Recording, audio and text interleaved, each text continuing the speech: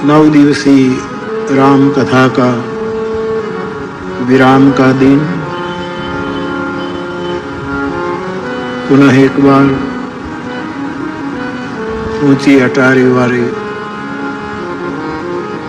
श्री राधे जी के चरणों में प्रणाम करते हुए पद्मश्री पूज्यपाद बाबा जी महाराज के चरणों में प्रणाम करते हुए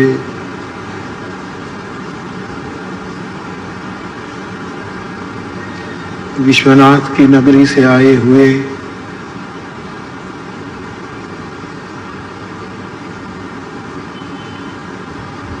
मेरा निजगत भाव जो है विश्वनाथ के प्रतिनिधि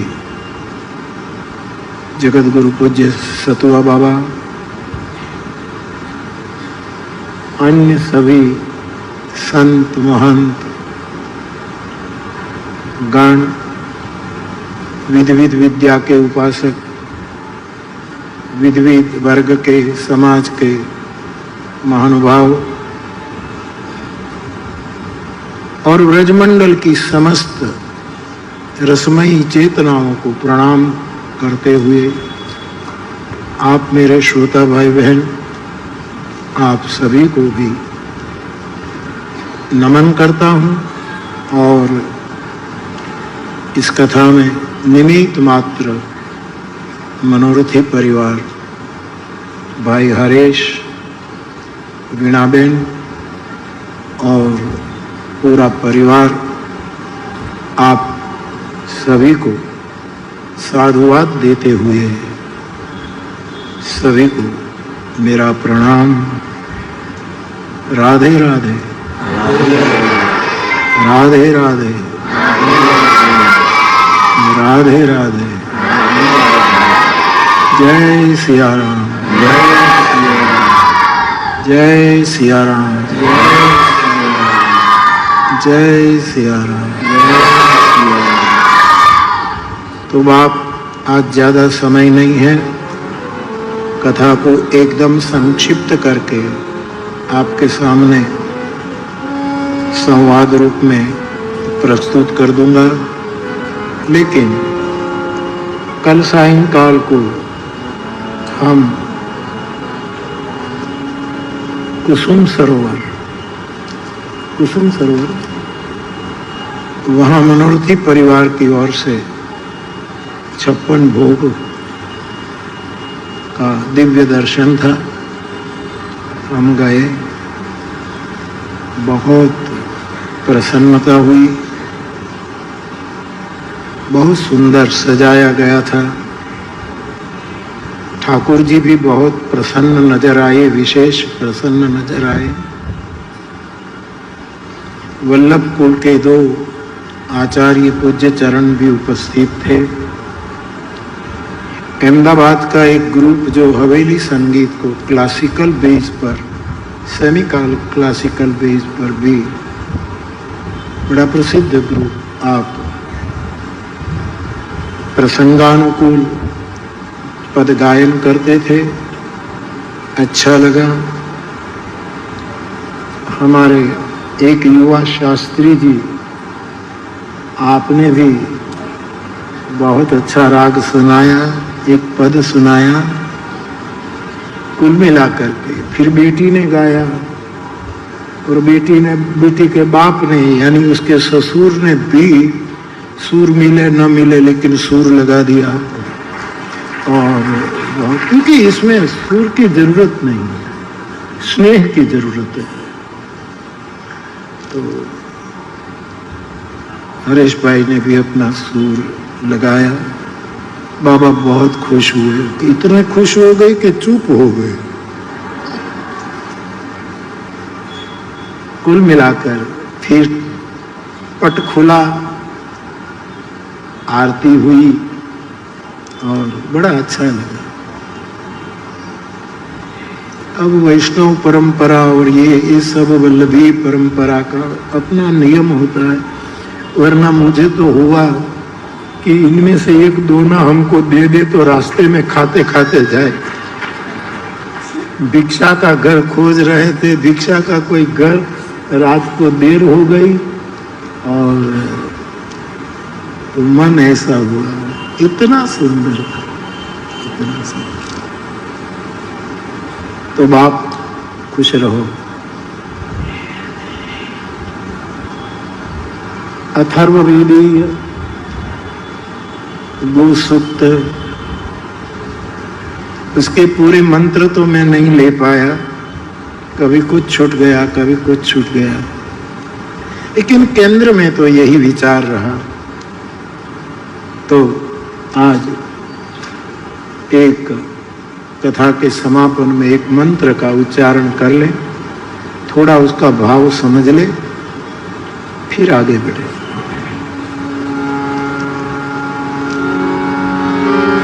मैं बोलूं फिर आप बोलिएगा।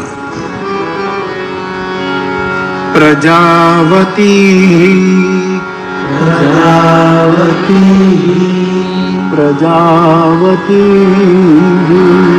प्रजावती प्रजावती प्रजावती सूचवसे सूचवसे सूचवसे सूचवसे रुषन्ति रुषन्ति रुषन्ति रुषन्ति शुद्धा शुद्धा शुद्धा शुद्धा अपह अपह अपह अपह सप्रपाणे सप्रपाणे सप्रपाणे सप्रपाणे पिबन्ति पिबन्ति पिबन्ति पिबन्ति मावस्तेन मावस्तेन मावस्तेन मावस्तेन ईशत ईशत ईशत ईशत ईशत ईशत माघशंसः माघशंसः माघशंसः माघशंसः परिवो परिवो परिवो परिवो रुद्रस्य रुद्रस्य रुद्रस्य रुद्रस्य रुद्रस्य रुद्रस्य हेतिर्वहत्तु हेतिर्वहत्तु हेतुर्वहत्तु हेतुर्वहत्तु। वेद भगवान कहते हैं, हे गाओ, आप प्रजावती ही सूचवसे, हमारे आंगन में बहुत बछड़ों को जन्म दो, गोवंश की वृद्धि करो, पहली मांग।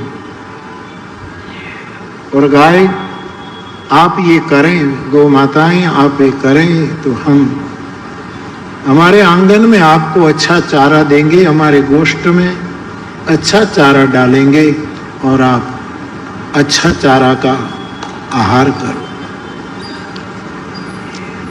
शुद्धा अपह, अपह माने पानी, जल, आपको हम शुद्ध जल पिलाएंगे। अजगल बगल में सरोवर बनाएंगे, जल राशि इकट्ठी करेंगे और आपको हम शुद्ध जल पिलाएंगे, आप शुद्ध जल का पान करें। पिबंती, आप पिए। और हम रुद्र से प्रार्थना करेंगे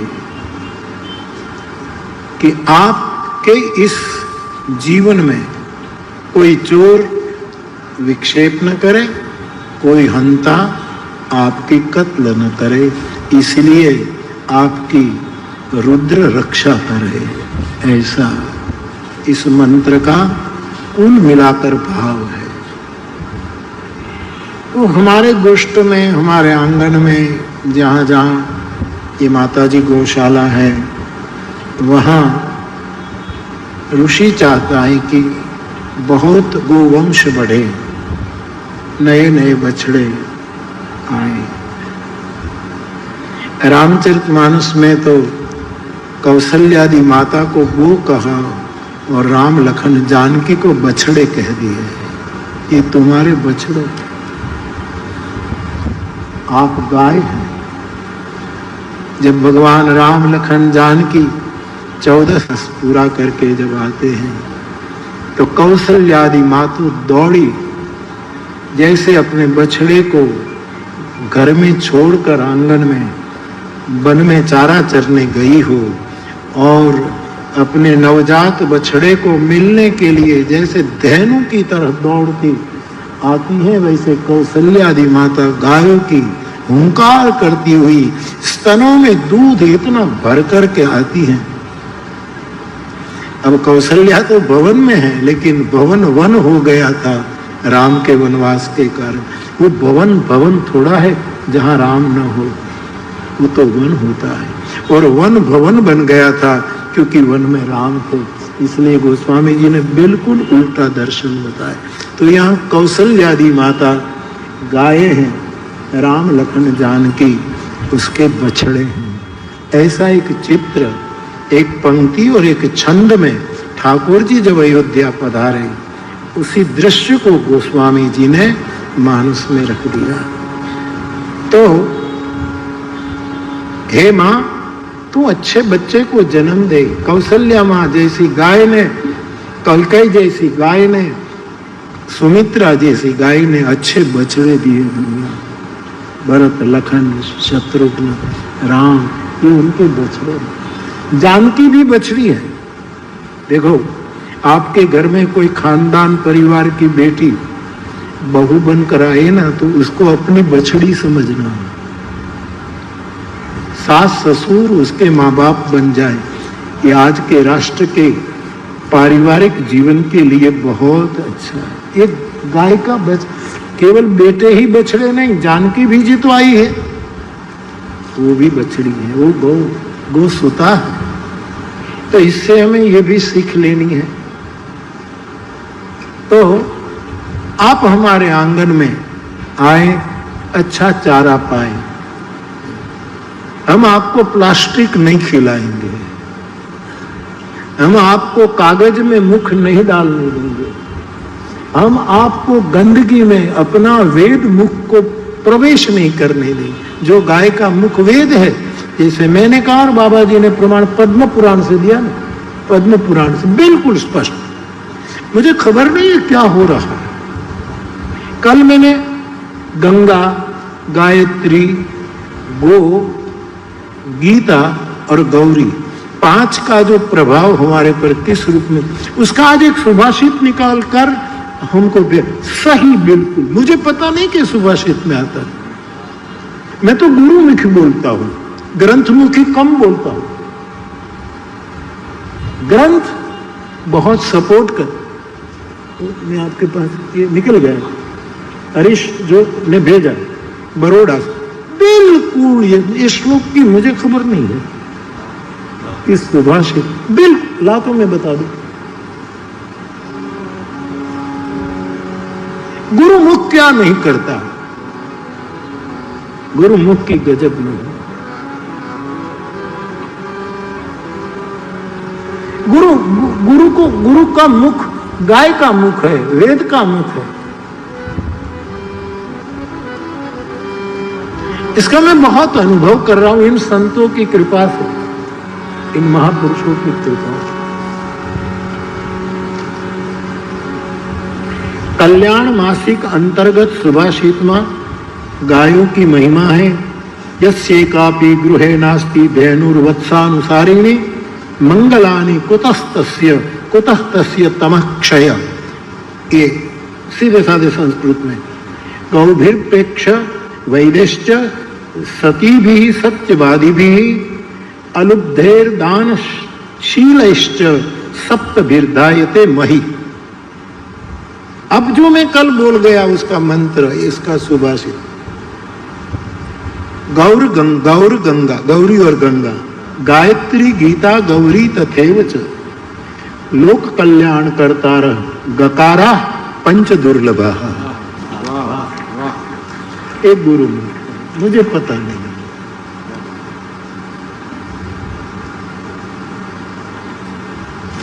ऐसे गुरु का किन शब्दों में कर्जा उतारो, इन शब्दों में कर्जा उतारो। मैं पग पग पर अनुभव कर रहा हूं।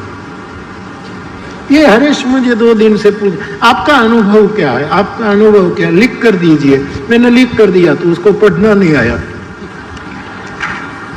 मैंने हिंदी में लिखा कि शायद बाबा को उसको देना होगा, और मेरा हिंदी तो ऐसे भी कमजोर है, लिखने भी कमजोर है, तो वो ठीक से 1-2 सेंटेंस जरा ठीक नहीं हुआ।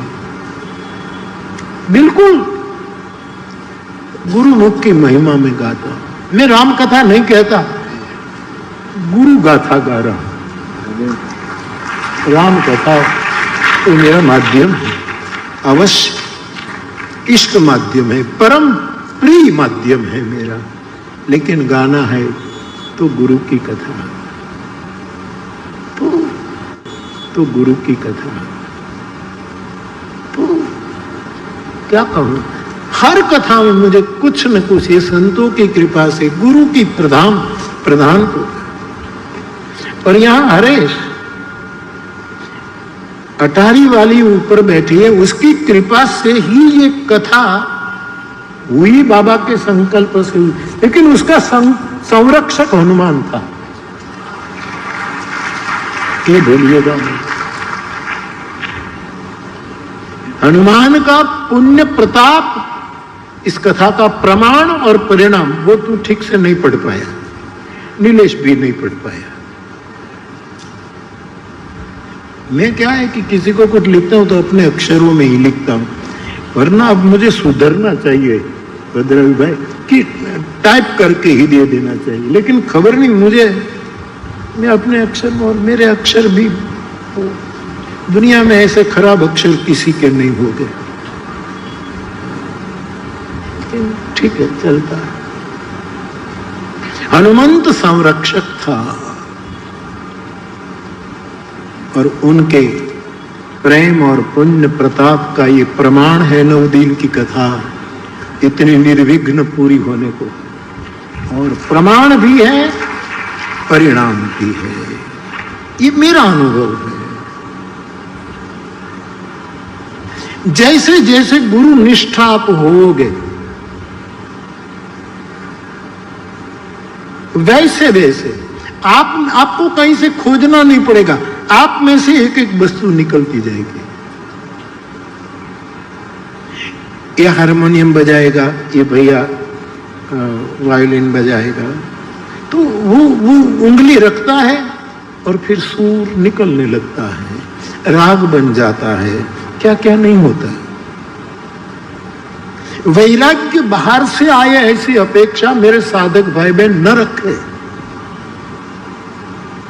वैराग्य यदि बाहर से आए तो हमने कई शब्द जलाए हैं स्मशान में, परिवार के लोगों को जलाया, इसको जलाए, क्यों अभी तक वैराग्य क्यों आया नहीं, क्यों नहीं? बाहर से यदि वैराग्य आ सकता है तो कई लोगों के जीवन में हमने दुख, उन्नति, पतन देखा। वैराग्य की साधक भाई बहन अनुभूति ये है कि ये जो एक प्रकार की तीव्रता, जैसे फिर मैं एक बार भागवत के शब्द का प्रयोग करूं, तीव्रेण भक्ति योगेन। और भगवान तीव्रेण का शब्दों में अर्थ करना मुश्किल है। इसकी तो जिसको ये तीव्रता लग जाए और चीख निकल जाए, तीव्रेण क्या शब्द सुखदेव जी बोलते हैं, तीव्रेण भक्ति योग। तो कई लोग मुझे पूछते, बापू हमारे में त्याग कब आएगा, वैराग कब आएगा? बाहर से नहीं आएगा। किसी महापुरुष लंगोट पैर कर, जैसे शंकराचार्य कहते, कोपिनवंत बड़े भाग्यवंत होते हैं, उसकी कोपिन और उसकी वितरागिता देख करके वैराग अहोभाव जगेगा, तुलना करेंगे कि कहां ये मुक्त, कहां में बद्ध, ये सब होगा। लेकिन अपने में वैराग्य केवल देखने से नहीं आएगा, अच्छा लगेगा।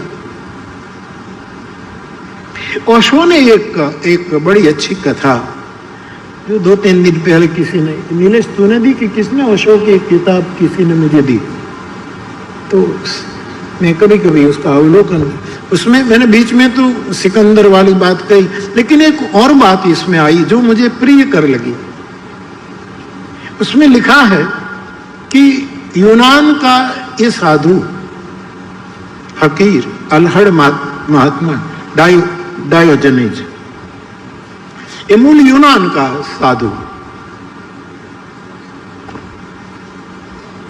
बड़े उच्च कुल का, बड़ा अच्छा रईस, धनवान, संपन्न, सर्व प्रकार से।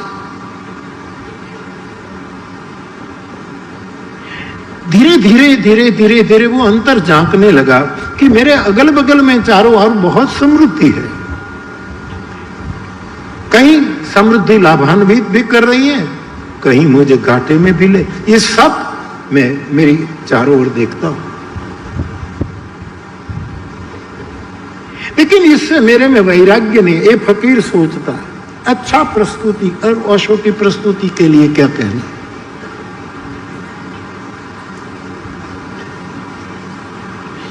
मैं ओशो की जो मेरी आत्मा तक बात जाती है, जहां से शुभ मिलता है, वो मैं ओशो की बात लेकर के बांट देता हूं, नाम लेकर बांटता हूं। कई लोग 1 घंटे के प्रवचन में 40 मिनट ओशो के ही बात करते हैं, लेकिन नाम नहीं लेते। ये प्रज्ञा अपराध है। जिससे तुम्हें मिला हो, हिम्मतवान हो तो नाम दो कि मुझे ये सूत्र यहां से, ये उदारता शायद तलगागढ़ व्यासपीठ में है, मुझे कहने में आनंद है। कई लोग व्यासपीठ के सूत्र का वो करते हैं, लेकिन नाम लेना अहंकार को चोट। मैं इन सभी का नाम लेता हूं कि मुझे यहां से ये मिला, मुझे इस कथा से ये मिला, मुझे इस कथा। व्यासपीठ कायम ईमानदार रहनी चाहिए, वरना तुलसी कहते हैं मन क्रम वचन लबार, मन वचन कर्म से ये लबार है वक्ता कलिकाल। ऐसा तुलसीदास जी ने उग्र रूख लिया। ओशो बड़ी प्यारी प्रस्तुति करते। इन दिनों में हमारे आदरणीय भद्रायु भाई हर संडे को ओशो का एक प्रकरण, बड़ा अच्छा काम हो रहा है भद्रायु भाई, बहुत अच्छा काम हो रहा है। ओशो की पूरी किताबें अथवा तो उसके जीवन को जरूरत नहीं पड़ेगी, आपका ये जो संकलन एक छोटी सी पुस्तिका में आ जाए ना, तो बहुत फायदा होगा, उपकार होगा। और उसका हिंदी भी होना चाहिए, क्योंकि महापुरुष को स्वर्ग में नहीं जाना। महापुरुष को मेरी महापुरुषों की मान्यता, महापुरुष को स्वर्ग में नहीं जाना है, महापुरुष को मोक्ष में नहीं जाना, महापुरुष को अपने पास आए हुए श्रोता के दिल तक जाना। हमारे पास जो आया है उसकी आत्मा को टच करना। मोक्ष तो उनकी मुट्ठी में होता है। मेरे मानस की चौपाई लो,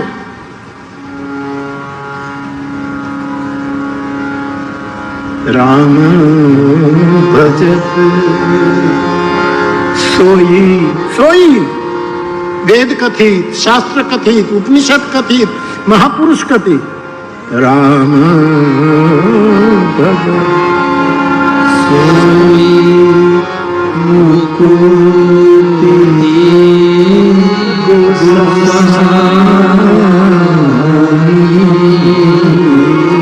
राम भजत सोई मुकुति गोसाई,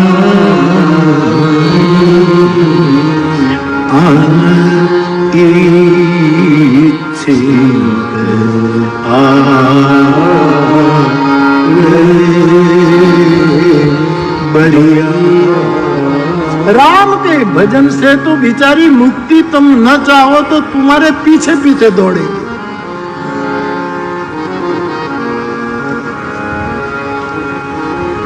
इन आचार्यों को, इन अवतारों को, इन महापुरुषों को, इन बुद्ध पुरुषों को स्वर्ग नहीं जाना है। स्वर्ग उनकी मुट्ठी में होता है। चाहे उसको दे देगा। सामने वालों को मुट्ठी खोलकर मोक्ष दे सकता है।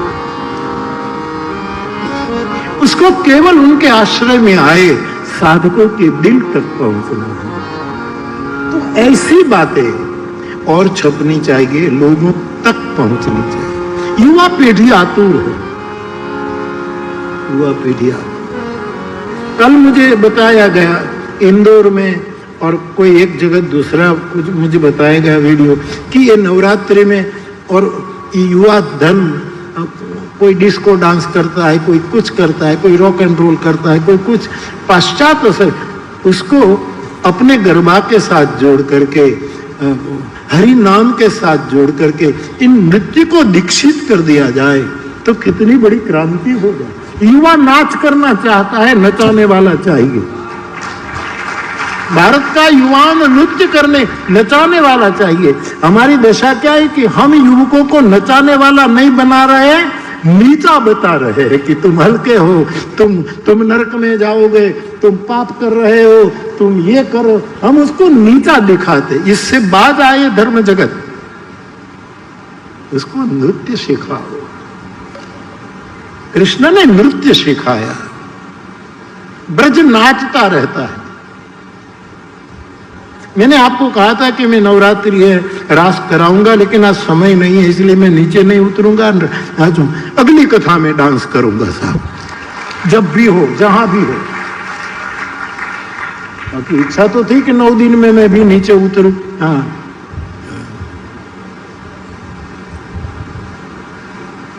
लोगों ने पूछा भी कि कब 9वां दिन आ गया, आप कब नीचे उतरोगे, कब नृत्य करोगे। मेरी आत्मा नाच रही है आज बरसाने में। और यही नृत्य शास्त्रकारों ने, आत्मा नर्तक है, तेरी आत्मा नर्तक है। तुम्हारी आत्मा जब नाचे, शरीर नाचे अच्छी स्थिति, मन नाचे जैसे,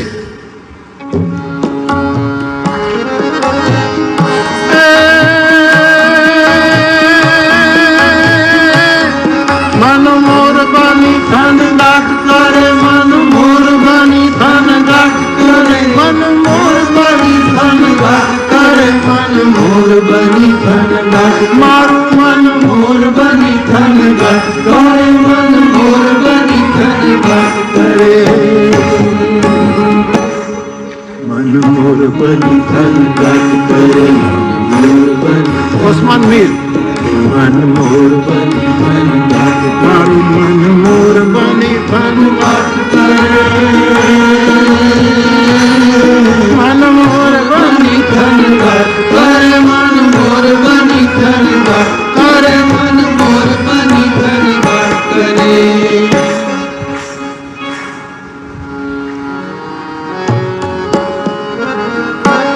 यार आज बुरा करना है, आप उकसा रहे हैं मुझे।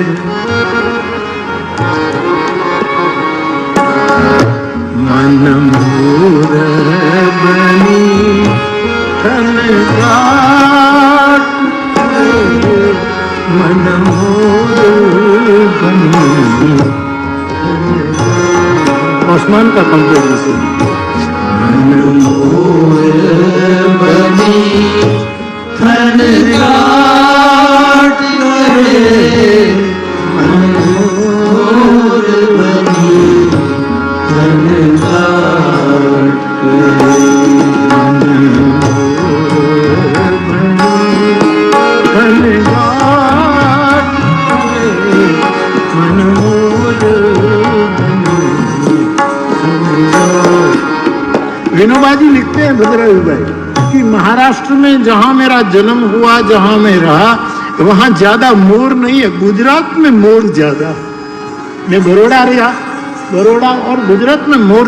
और ध्यान देना, जगत में पुरुष से स्त्री ज्यादा सुंदर होती है, मासूम कोमल। मातृ शरीर ज्यादा सुंदर होता है पुरुष से। फिर भी वो इतना मेकअप क्यों करती है? नहीं, मैं विनोद कर रहा हूं, जाते जाते करो, खूब करो, बाप खुश रहो। क्योंकि पुरुष को पता है कि मैं कितना भी मेकअप करूं, लेकिन मेरे से मातृ शरीर आगे निकल जाएगा। पूरी दुनिया में मातृ शरीर ज्यादा तुलना में पुरुष से सुंदर, एक ही योनि ऐसी पक्षी में मोर की जहां ढेल सुंदर नहीं है, मोर सुंदर है। विनोबा भावे ढेल तो तमें જોવાનું મન ન થાય કે पर मोर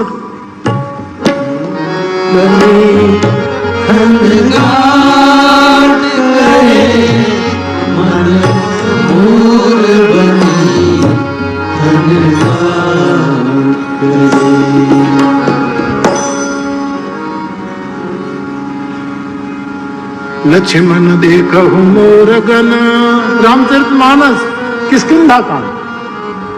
लक्ष्मण, आपको कोई भी वस्तु सिद्ध करनी हो तो आइए मेरे रामचरितमानस पर, मोहर लगा देगा गोस्वामी जी, साइन कर देगा।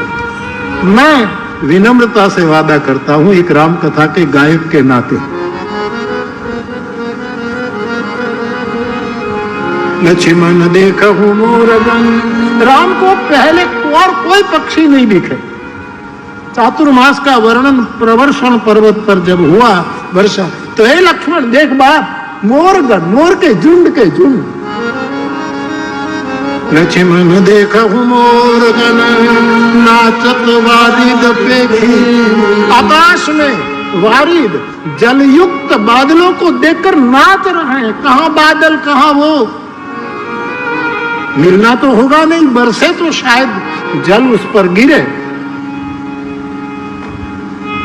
यहां मुलाकात नहीं करनी है, केवल देखना है। मिलने से तो सब खत्म हो जाएगा, केवल देखना। लक्ष्मण देखो हूं, कहा देखो देखो, तू देख। लक्ष्मण देखो हूं मोरगन नाचत बारिद पे की, कैसे गृही बीरती, एक तो गृहस्थ है फिर भी वैराग्यवान है, और उसको घर कोई साधु आकर खड़ा हो जाए तो विरक्त कर कोई वैष्णव आकर खड़ा हो जाए और गृहस्थ विरक्त को इतना आनंद हो जाए, ऐसा आज मयूर को आनंद। और तुलसी लिखते हैं, मलार कर दो एक मिनट।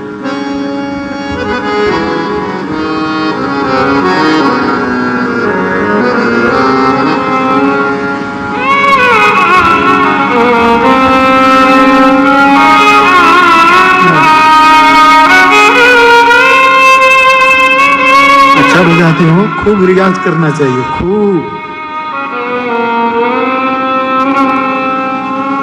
घन घमंड, घन घमंड नभ गरजत घोरा, घन घमंड नभ गरजत घोरा, प्रियाहीन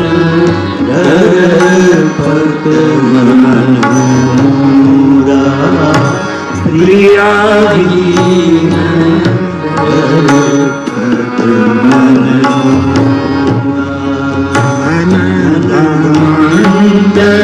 नभ गरजत घोरा।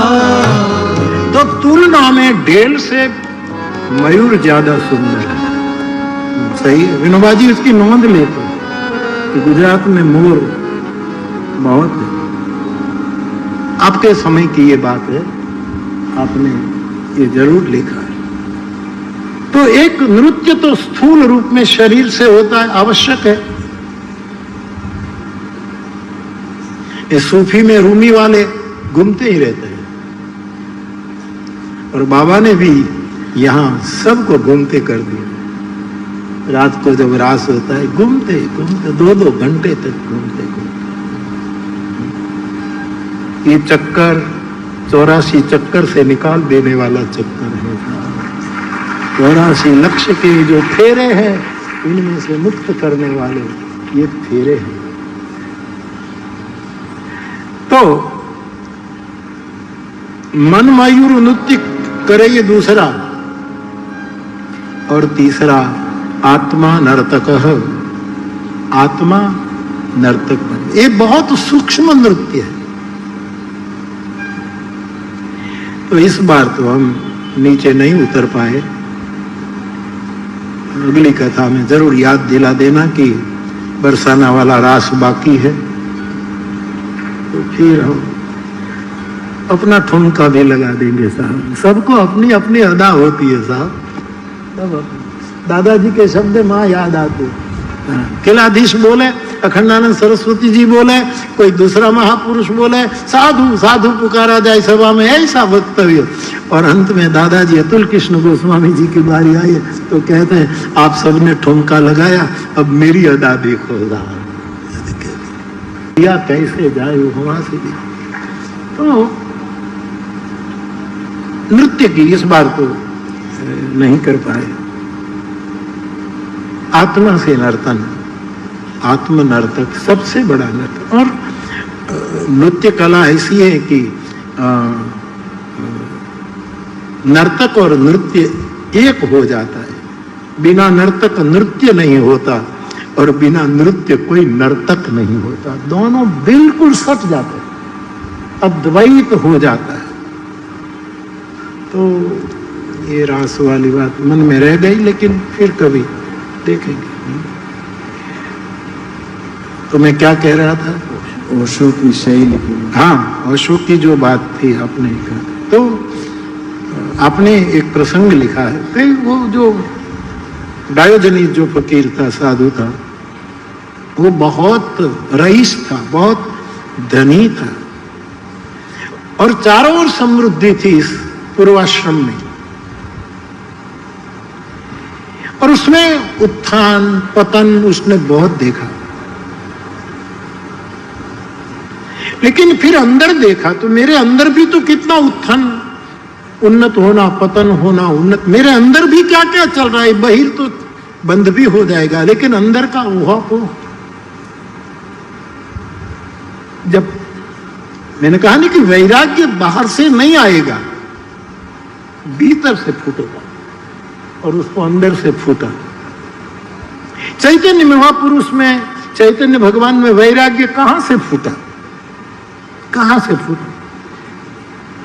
अंदर की लगी, अंदर का कोई सूर पकड़ में आ गया और हरे कृष्ण कृष्ण कृष्ण करके एक महापुरुष।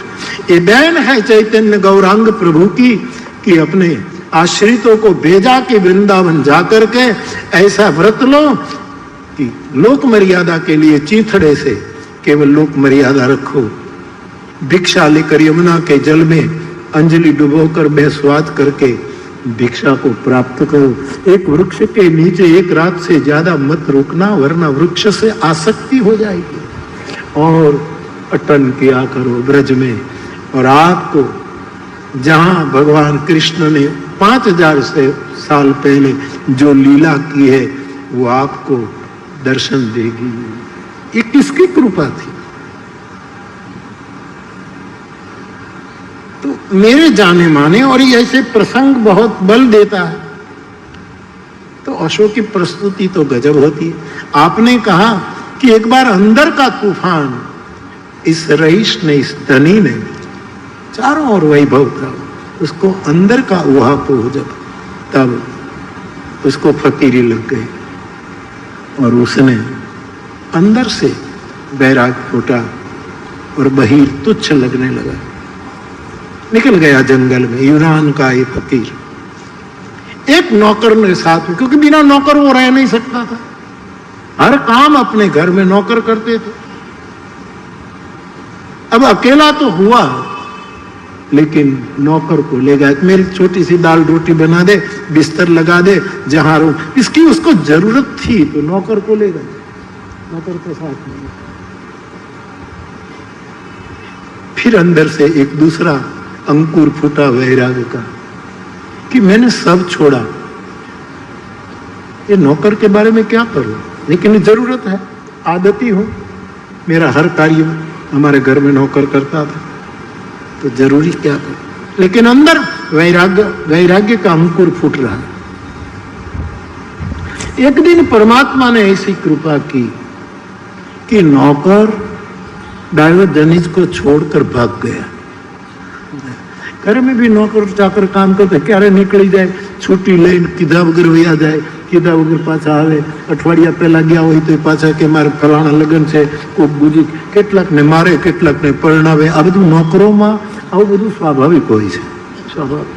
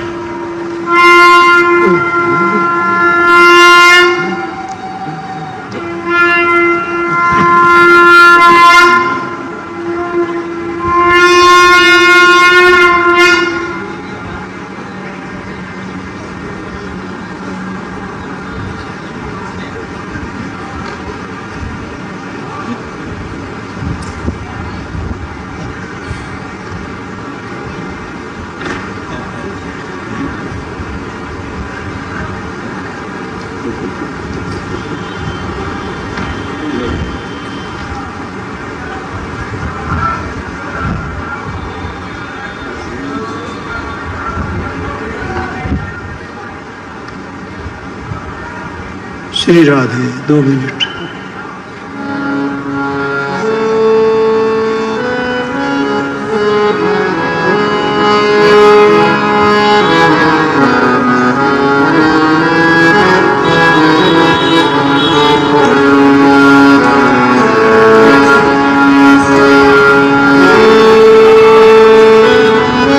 दो मिनट भाव से